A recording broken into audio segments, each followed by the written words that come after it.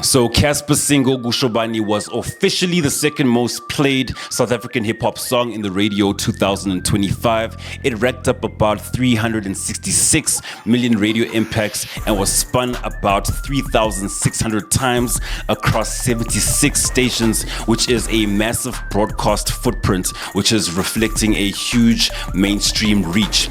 Now, beyond radio, the track in itself did top the South African hip-hop Spotify charts for the year, showing its streaming strength alongside traditional airplay.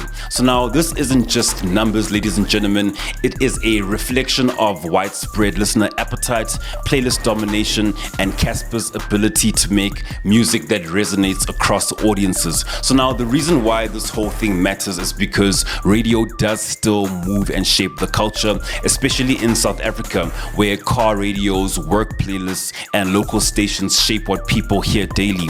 This track wasn't just streaming online, it was everywhere, and listeners were basically making a part of South Africa's soundtrack in the year 2025. So now when we speak about mainstream and hip-hop unity, the success does show that Cassper is not just in a hip-hop bubble. His music crossed into mainstream rotation while representing core hip-hop energy.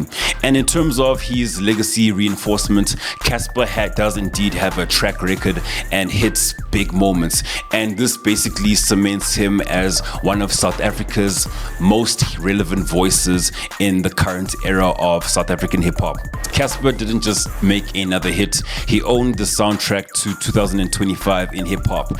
And here's the spicy truth, right? Dominating the radio does not necessarily mean that the culture respects you. It just means that the system accepts you.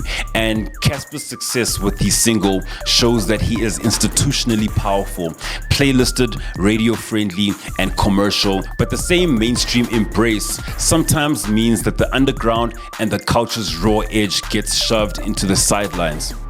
So we just have to ask, is South African hip-hop's future defined by what's radio-friendly or by what's culture-driven? Because Cassper's success proves that you can have both, but it also does challenge the game to make space for voices that don't really fit the commercial mold. Because now, at the end of the day, the biggest question isn't whether Cassper gets the spins, it's whether hip-hop itself is evolving or recycling hits that mainstream radio will play.